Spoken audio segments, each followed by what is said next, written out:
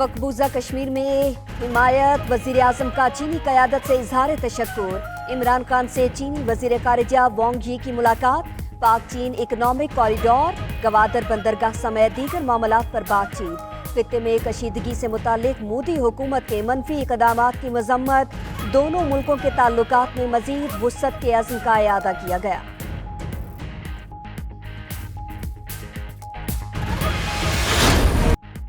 جنت نظیر وادی کے مظلوموں کی زندگی بدستور جہنم۔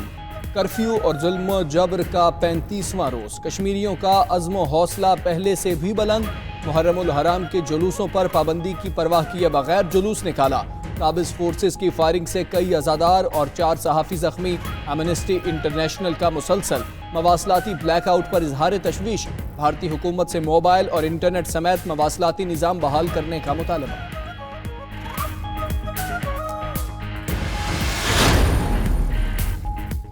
مقبوضہ کشمیر میں آج ایک کربلا بپا ہے۔ کشمیری عوام بھارتی سرکار کے سامنے بکیں گے نہ ہی جھکیں گے۔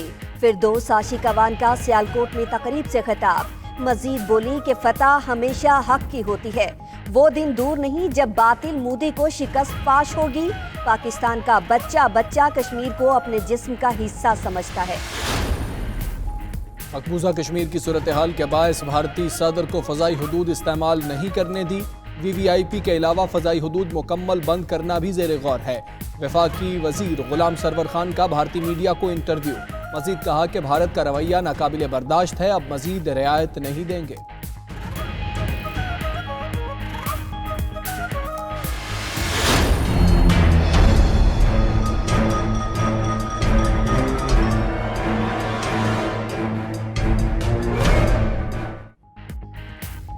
امریکی صدر نے افغان طالبان کے ساتھ مذاکرات منسوخ کر دیے۔ ڈونلڈ ٹرمپ نے آج کیمپ ڈیوڈ میں طالبان سے خفیہ ملاقات کرنی تھی۔ ٹویٹ میں کہا کہ مذاکرات کابل دھماکے میں امریکی فوجی سمیت 11 افراد کی ہلاکت پر منسوخ کیے۔ امریکی صدر کے مشیر ساجد طارڑ کی 92 نیوز سے خصوصی گفتگو۔ فیصلہ خطے کے امن کے لیے بڑا دھچکا ہے، کشمیر کاز کو بھی ٹھیس پہنچے گی۔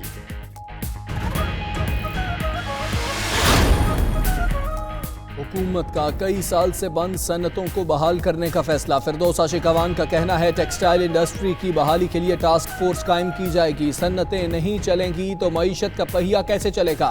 حکومت مزدوروں اور کاروباری طبقے کے حقوق کا تحفظ کرے گی۔ بے روزگاری اور مہنگائی کے خاتمے کے لیے اقدامات کر رہے ہیں۔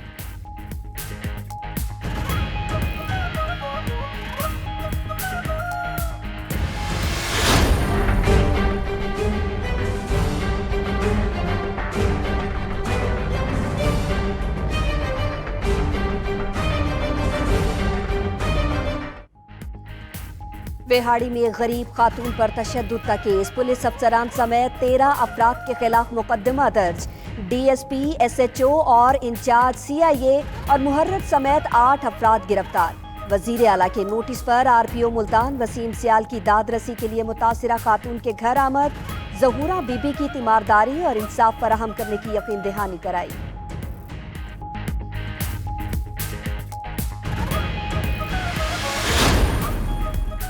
کوئٹہ مشرقی بائی پاس پر آپریشن میں خاتون سمیت 6 دہشت گردوں کی ہلاکت۔ تحقیقات میں اہم انکشافات۔ دہشت گرد 7ویں محرم کے جلوس پر حملے کی منصوبہ بندی کر رہے تھے۔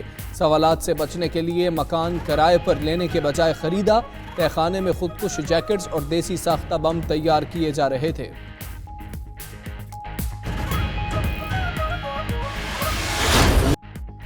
پانیوں کے محافظوں کو قوم کا سلام۔ یوم بحریہ آج ملی جوش و جذبے کے ساتھ منایا جا رہا ہے۔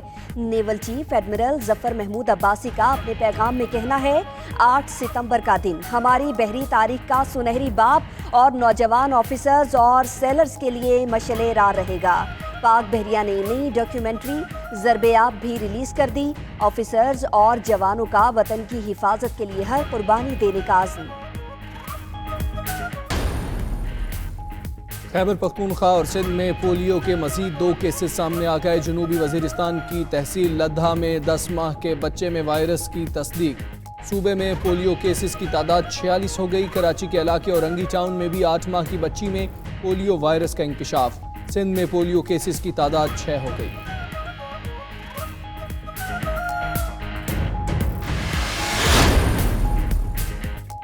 کراچی، اسلام آباد سمیت شہر شہر 8ویں محرم الحرام کے مرکزی جلوس برآمد، مقرر کردہ راستوں سے ہوتے ہوئے اپنی منزل پر پہنچیں گے۔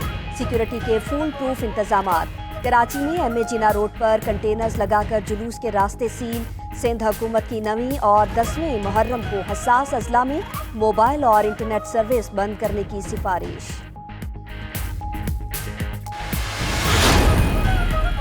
عظیم صوفی بزرگ حضرت سلطان باہو رحمۃ اللہ علیہ کے مزار پر 10 روزہ تقریبات جاری۔ اندرون اور بیرون ملک سے ہزاروں عقیدت مند جوک در جوک جھنگ پہنچنے لگے۔ زائرین کی آمد کے پیش نظر سیکیورٹی کے بھی سخت انتظامات۔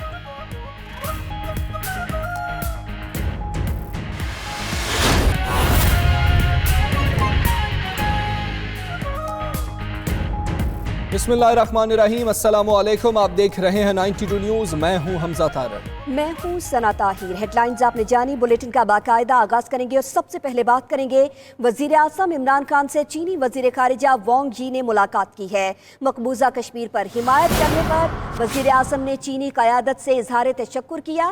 ملاقات میں پاک چین اکنامک کوریڈور، گوادر بندرگاہ سمیت دیگر معاملات پر بات چیت ہوئی ہے۔ مودی حکومت کے منفی اقدامات اور خطے میں کشیدگی کی مذمت کی گئی۔ ملاقات میں دونوں ممالک کے تعلقات میں مزید وسعت کے عزم کا اعادہ کیا گیا ہے۔ وزیر اعظم عمران خان سے چینی وزیر خارجہ نے ملاقات کی ہے۔ مقبوضہ کشمیر پر حمایت کرنے پر وزیر اعظم نے چینی قیادت سے اظہار تشکر کیا۔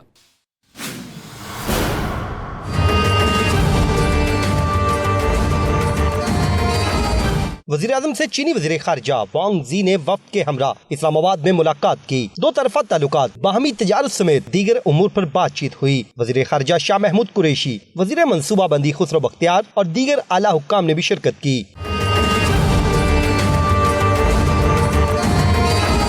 وزیر اعظم عمران خان سے ملاقات کرنے والے وفد میں چینی نائب وزیر خارجہ، سفیر اور دیگر حکام شامل تھے۔ ملاقات کے دوران پاک چین اکنامک کوریڈور، گوادر بندرگاہ سمیت دیگر معاملات زیر غور آئے۔ مقبوضہ کشمیر میں بھارتی مظالم اور خطے میں کشیدگی سے متعلق مودی حکومت کے منفی اقدامات پر بھی بات چیت ہوئی۔ وزیر اعظم نے مقبوضہ کشمیر کے معاملے پر پاکستان کی حمایت کرنے پر چینی قیادت کا شکریہ ادا کیا۔ چینی وزیر خارجہ وانگ ژی نے دونوں ملکوں کے تعلقات میں مزید وسعت کے عزم کا اعادہ کیا۔